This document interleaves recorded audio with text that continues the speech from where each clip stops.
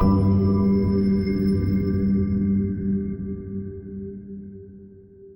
much of my work has already been done between Rianne 2 nights ago and then Charles yesterday and Boniface last night, that the first 2/3 of my talk, I can just say yes and, all right? So now I'm taking the last third of my talk and then moving forward from there. I was really, thinking about it, I was dragged kicking and screaming into the whole digital economy thing, right? I was an early kind of psychedelic cyberpunk rave kid who loved the, quantum physics, chaos, math, fantasy, role-playing, craziness of the early internet. But I was one of the only people who had written books about the emerging cyberculture in the 90s. So when the New York Times needed someone to write an op-ed about the AOL Time Warner merger, they turned to me. So I wrote the truth of what I saw, which was that AOL had reached its peak of subscribers, was cashing in its inflated chips to buy a real company, and this meant we were at the beginning of the dot-com bust. And the New York Times called back and said, we can't publish this. Everyone on the business page says that this is fucking insane. What are you saying? That this is supposed to be the synergy of old media and new in the beginning? It's like, dude, you don't see it. You don't see it. Don't you understand game theory or anything? Don't you see? So I published it in The Guardian, and of course I turned out to be right. And then from then on, businesses and companies, they would always call me to be some kind of digital predictor, prognosticator, and they started calling me a futurist, even though I hate futurists. I'm a propagandist, I'm not a futurist, right? I speak the future I want to convince people to have. So I had gotten then, in one of the talks I was invited to do, which I actually thought was going to be something like this, to talk about the digital future to people who were involved in money, I was in the green room waiting to go on, and instead of bringing me on stage, they brought these 5 guys into the green room with me, and they sat around this little table, and that was the talk. There was no talk. It was them asking me things like, Bitcoin or Ethereum, augmented reality or virtual reality, like they're gonna bet on which future I say. Then finally they got around to things like New Zealand or Alaska, which was all they really cared about, right? They came to a media theorist, a psychedelic media theorist, for advice on where to put their doomsday bunkers, right? And the question they finally got to, that we spent almost an hour on, was how do I maintain control of my security force after my money is worthless? Get it? Right? Like shock collars, or I'm the only one who knows the combination to the food. I told them pay for their security force's kids' bat mitzvahs now, right? They didn't like that. But the shock to me was that these are the winners of the digital economy, right? These are the richest people, the most powerful people in the world, yet they feel utterly powerless to influence the future. That the best they can do is kind of pedal to the metal and basically try to earn enough money to insulate themselves from the reality they're creating by earning money in that way. Right? How can I... Right?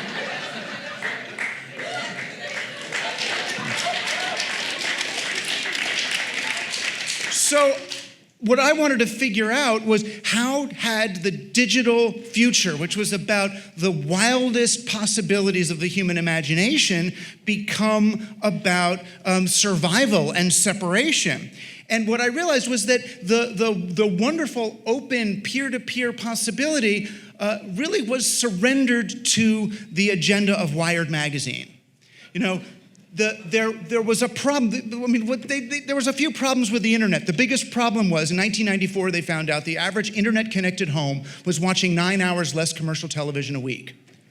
So the war was on. But Wired magazine came and said, don't worry, this weird, unpredictable quantum physics rave culture that you think is coming, it won't. That instead, the internet will be the salvation of the NASDAQ stock exchange. And they published a cover and a book called The Long Boom, which argued that thanks to the internet, the economy will expand exponentially, uninterrupted, forever. This was the new paradigm that even Alan Greenspan finally agreed with. Right, so what happened was the agenda then of the internet changed from creating new possibilities to predicting the future. It was about speculation. And when you want to predict the future, what do you want the future to be? predictable, right? So all the technologies that we used ended up, instead of fostering creativity and weirdness, it was about channeling people towards the most predictable outcomes, right? And all this is because our digital companies are working on an obsolete economic operating system, right? We're trying to run a 21st century digital economy on a 13th century economic operating system. And if you've read Bernard, you basically know the story that we had the beginnings of a peer-to-peer economy in the late Middle Ages, after the Crusades, after we opened up all the trade routes. We copied from the Moors, we copied the bazaar and called it the market. People would come to market and trade their goods. They'd use local currencies that were issued in the morning, worth nothing by the end of the day, totally optimized for the velocity of transactions between people. And we had small businesses. The problem was, as people got wealthy, the burghers, the middle class, later called the bourgeois, as they rose, the aristocracy was getting relatively poorer. So what did they do? They made small business illegal. You can't have a small business, now you had to have a chartered monopoly. So instead of making shoes and creating value and trading that value, now you had to go be an employee for His Majesty's Royal Shoe Company. Instead of selling the value you created, now you sold your time. That's when we put the clock on the tower in the middle of the village to say, it's all fair, an hour is an hour. But who sells their time? Slaves sell their time. Indentured servants sell their time. So we were disconnected from the value we create. Second, of course, we made all local currencies illegal. At sword point, right? This wasn't some natural evolution of business to support corporations. No. Local currencies were made illegal, and fiat currencies, central currencies where you had to borrow money from the central treasury at interest, right, was the only money you were allowed to use if you wanted to transact. So the rich found a way to get rich by being rich. Right? And the problem, of course, as Charles and a number of people were talking about, is when you have interest embedded in your currency, you have an economy that has to grow by its very nature. In order for it to work, it has to grow. That works well as long as you have brown people to enslave and take their stuff in other continents with your colonial European powers. It stops working when those people start fighting back. It worked right until the end of World War II.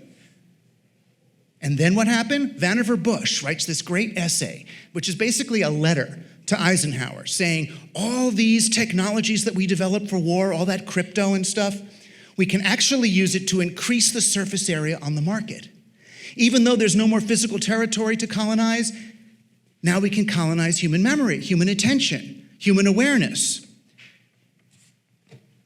And we ended up taking the agenda of colonialism and enacting it on ourselves. Right? There is an anti-human bias embedded in corporatism and central currency. Right? It's how we got mass production, which we're told in school mass production was so we can make more goods in less time. No, mass production was so that I wouldn't have to hire a skilled shoemaker in my shoe company. I don't want to hire a skilled shoemaker. He's going to want $30 an hour. I want to go to the Home Depot parking lot and get some, undocumented alien, bring them in, train them in 15 minutes to put one nail in one part of a shoe and pass it on to the next guy. Right? So mass production was about alienating the worker from the value they were creating. Then we needed a way to get people to buy these plain brown boxed goods instead of the goods they used to buy from their own neighbors, right? If Ron was the oat miller in my town and I used to buy all my oats from him, now I'm supposed to buy it from a plain brown box that's landing in the store. What do? Mass marketing, right? Put a Quaker on that box so I can have a relationship with the Quaker instead of with Ron. Actually, Ron, I don't know what your religion is. Quakers seem good though, right? They talk, they have meetings, they're nice. The guy had a big mole on it, right? But in case I didn't know who that Quaker was, what did we get so I would have a pre-existing relationship with that Quaker when his box came to town? Mass media. Right? When I was raised, I thought mass media was so that, Bing Crosby and Lucille Ball could reach the whole nation with their comedy and music. No, mass media was so that I would have a relationship with the brand mythology of that Quaker before it got here. Right? So mass production disconnects the worker from the value they create. Right? Mass marketing disconnects the producer from the consumer. And mass media disconnects the consumers from one another. Right? Think about any commercial, a commercial for blue jeans, say. What is the blue jeans commercial saying? Wear these jeans and you will get laid. Who is that commercial for? Me when I'm sitting next to my girlfriend on the couch, the girl who I already get laid with? No, It's for someone who's on the couch alone, not getting laid. Right? That's why television went from a family activity. It's true. That's the function of TV, alienate and isolate.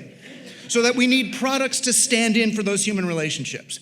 So then I thought, as a TV person who understood all this, when the internet came, yay, we're gonna reconnect. Now the screens, instead of just giving us propaganda and isolating us, we're gonna reach through the screens and touch other people and connect. I'm gonna have conversations with kids in Israel and Tokyo and mean people and other places, and we're all gonna kumbaya together.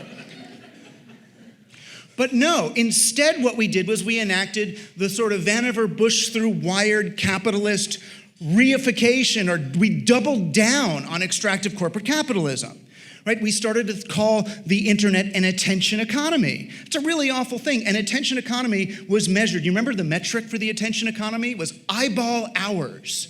Isn't that spooky? How many hours does a human eyeball land on the screen? And the metric we were trying to increase the quality was called stickiness, right? So the web was like flypaper. So you get your eyes stuck on this thing.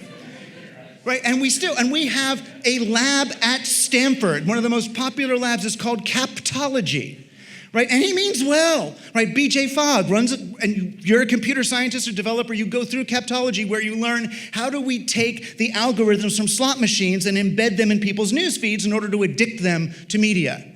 Right, that's where the streak feature of Snapchat and all these things come from. And now they're oh, so sorry. Now they're doing humane technology, right? Which is the same thing, but we're just gonna take the same behavioral economics methods and use it to get people to do stuff that's good for them. But what they don't understand is the whole dynamic is using technology to do something to people rather than providing technology for people to do things.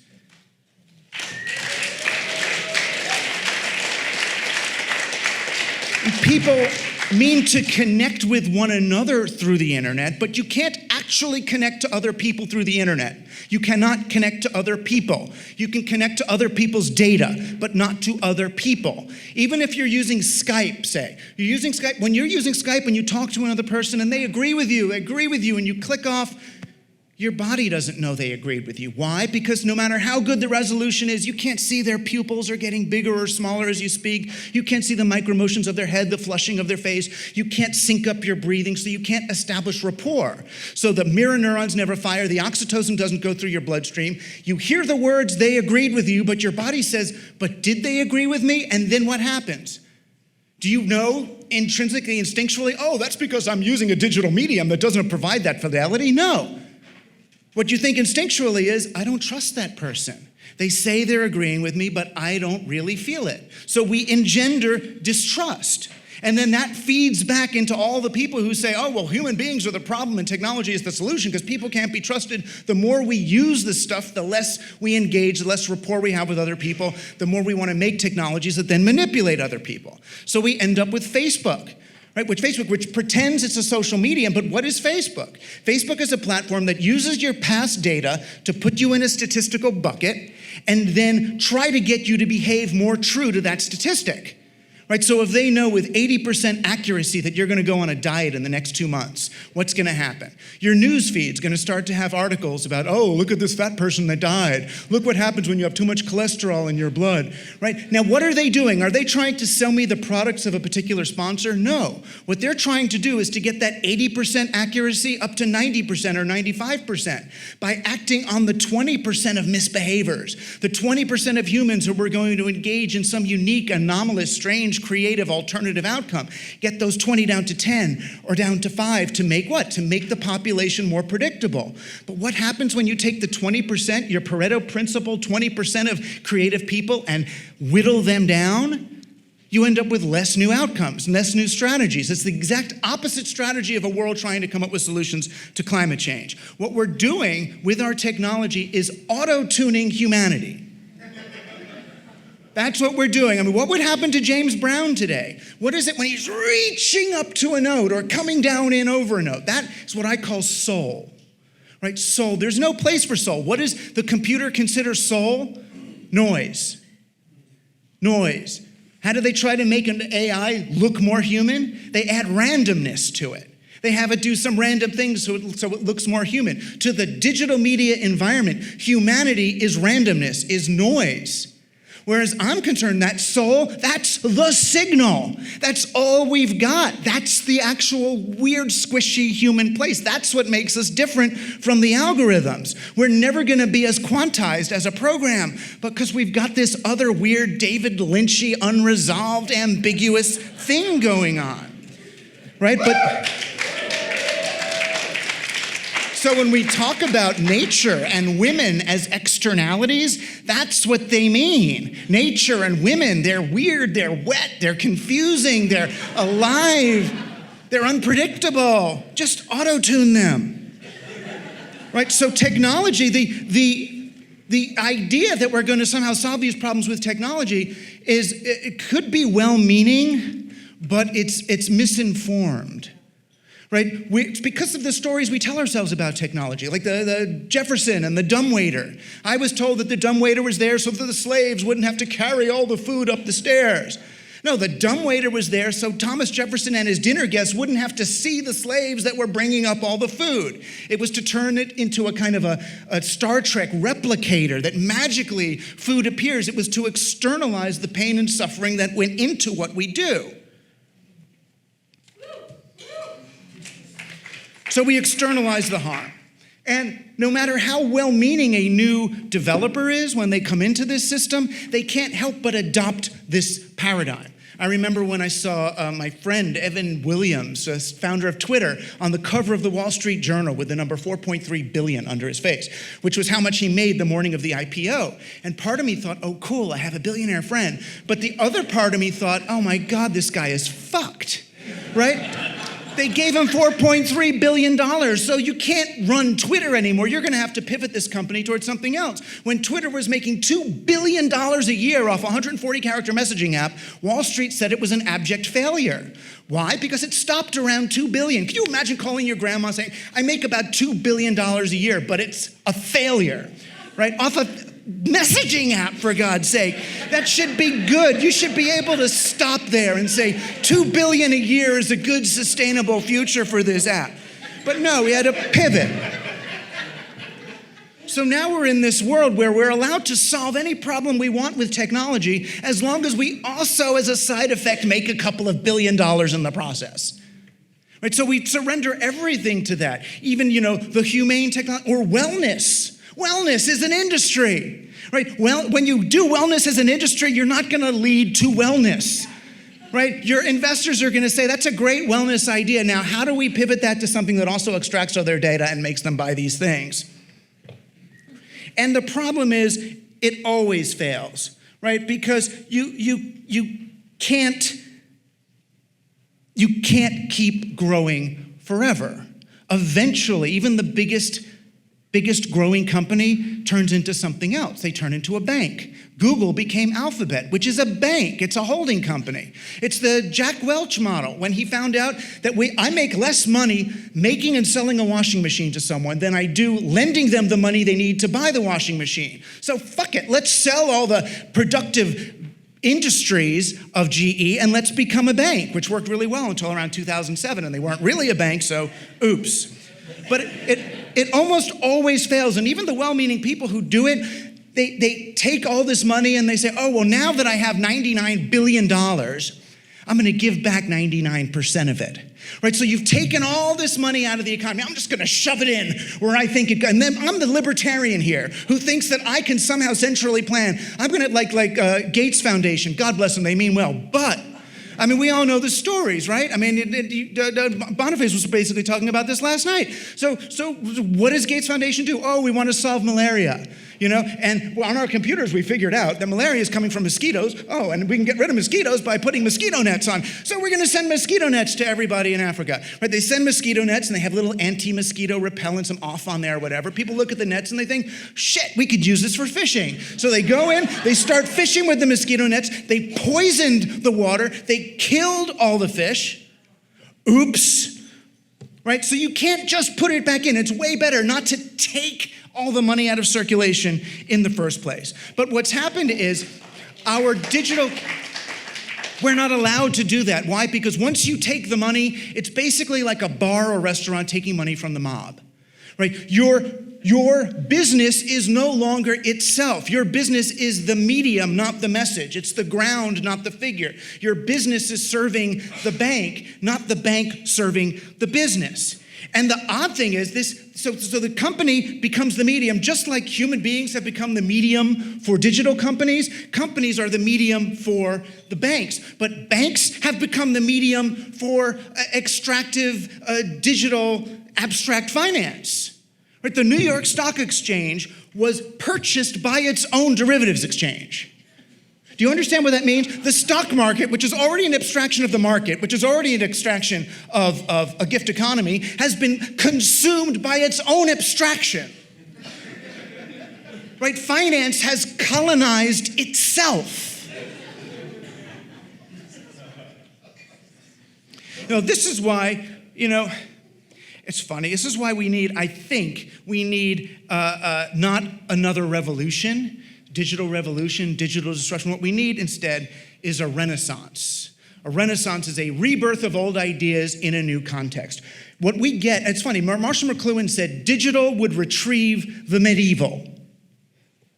Digital retrieves the medieval. And what he was looking at, you've got to read his stuff in the Gutenberg Galaxy, and you look at, the printing press came along and changed and regimented society in all sorts of ways, and two-column accounting and all the sort of corporatism that we're talking about. But now that digital would retrieve what got repressed in the last Renaissance, which was all of those peer-to-peer mechanisms, which was the female, which was indigenous peoples and all. So when you retrieve the social and economic mechanisms of medievalism, what do you retrieve? Well, you can retrieve a peer-to-peer economy.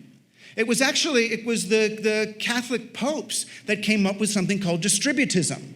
It was right after Marx, they were asked, who do you agree with? Do you agree with Marx or do you agree with the capitalists? And the Catholic Church said, well, people are allowed to make money and all that, but the workers should also have the rights to something. So what the Catholic priests came up with was distributism, which it said, rather than like socialism, rather than redistributing the spoils of capitalism after the fact, let's pre-distribute the means of production before the fact. So workers own the tools of production. Right? And that's where we see the beginnings of platform cooperatives and worker ownership and what that looks like, where you optimize an economy not for growth, but for flow, right? Not for the extraction of value and its storage in share prices, but for the velocity of money, the velocity of transactions. How do I earn $1 10 times rather than $10 once? And what does that look like? So it's interesting. I've been listening to the proposals in my last 7 minutes. I'll make some. There's like two kinds of proposals, and whichever kind you make, you get criticized. You make a big proposal, people say, well, yeah, but how does that work on the ground? You make an on-the-ground proposal, and people say, well, how does that scale to the whole thing? All right, fine, then let's just die, right? So the one thing I liked about Larry Summers' talk is that there's something already in place. That's all that matters, what he said. There's something already there, right? You can't build a new economy ex nihilo, right? Just out of nothing, right? Yeah, it would be great. We could get an island and start from scratch, but you never get that clean beginning, right? Even in your own life, we're already fucked up, right? You got to do the 9th step, which is back to, this is what we have to do as a society, right? So here's 10 principles that I've been working on. One, and businesses hate to hear this, but make everyone rich. It's so easy, right? But companies have the Walmart idea, right? That you go into a community, undersell everybody to put everybody else out of business so you become not only the sole sales retail place, but the sole employer. Right? And then your net effect on the local economy is to make everyone so poor that they can't even afford to buy stuff at Walmart. Then you close the Walmart and move on, right? Simple colonial extraction. No, instead, my idea, which seems so counterintuitive, is if your employees and customers and partners get wealthy by interacting with you, then you've got richer customers. And they're going to spend more with you, and they're going to like you, right? And it's because of this, again, this bastardized understanding of capitalism that's promoted by these kind of West Coast libertarians that argue that business is some evolutionary battle of survival between fittest individuals. That's not the story of evolution. Read your Darwin. There's like 2 pages on competition. Darwin, page after page after page, is marveling at, oh my gosh, look at how species are collaborating and cooperating with one another for mutual survival. Read The Secret Life of Trees and you'll find out what they told me in middle school is wrong. The big tree does not shade the little tree so the little tree withers and the big tree gets to live. No, the big tree is sharing its nutrients with the little trees through a network of living mycelia in the soil, which is also alive. And then the little tree, when the big tree loses its leaves in the winter, the little tree shares its nutrients back up and the mushrooms take a service fee for the transaction. You know? Right? Second is that there are no externalities. There's nothing external. There's nothing. None. Right? Adam Smith, and I actually disagree on that one point about Adam Smith. He might not have been an environmentalist, but read that second book. Adam Smith talked about the 3 factors of production: land, labor, and capital. Land, labor, and capital. Land is the place. Right? The labor is the people, capital is the money. All 3 deserve a place at the table. In our digital companies right now, the only one who has a seat at the table is the person who gave the money. Why? Well, because he put up the money. What about the town that put up its land? What about the people that put in their time and their lives to make this thing? What about the people who are impacted by the company itself? Land, labor, and capital. If all 3 have a place at the table, you end up with a sustainable system. 3, in order to get to, this is what I found best, in order to get stuff through, call it an experiment, right? You're not actually changing the economy. You're doing, it's a promotional stunt, right? So when I was trying to convince banks to have a less extractive policy of lending. So I actually convinced a credit union to do this, where someone comes to you for, say, $100,000 to expand your pizzeria. Instead of giving them a $100,000 loan, give them a $50,000 loan and give them a little app that lets them raise the other $50,000 from the community. And you raise it by saying, okay, give me $100 now and you get $120 of pizza at the new restaurant when it expands. So people are getting 20% return on their money, which is better than Smith Barney or someone is gonna get you. And they've bought a stake in their community, and the 20% that the $100 that they've put in, instead of sticking it in a Filipino smelting company or something, they've put $100 into their own community. They've made their main street better. They increase their property values. They get more tax base for their schools. And the pizzeria guy's gonna love them for life. 4, bounded economics. Right, bounded economics is basically what the Teamsters did. When in 2007 they didn't know where to invest their retirement money, they got the bright idea, what if we invest money in building projects that are gonna hire Teamsters? Right, and they go, is this gonna be illegal? Is this wrong? So get it? So they're investing in projects and then they're getting that same money back along with their investment. Then they went, well, what if we triple dip? What if we invest in housing projects for our retiring parents? So now they're actually building homes for their parents with their own money as an investment and getting paid a salary to do that. Right? That's, once you create a boundary condition, rather than the infinite scaling exponential insanity of generic markets, something, even if it's not local, it's virtually local even, then you can get that kind of Dyson spin effect and everything gets happy. As an ideal, for me, my North Star is a superfluid economy, where the idea that profit and extraction are bad. When a credit union gives a dividend to its members at the end of the year, that's an indication of its failure. Here's money that we didn't deploy. We just didn't know how, so we gotta give it back. Sorry. We'll try to do better next time. That's the way it should feel, because what we're trying to move to is an economy where anyone who needs capital at any moment has it available. 6, debt jubilee. Just raise debt, boom.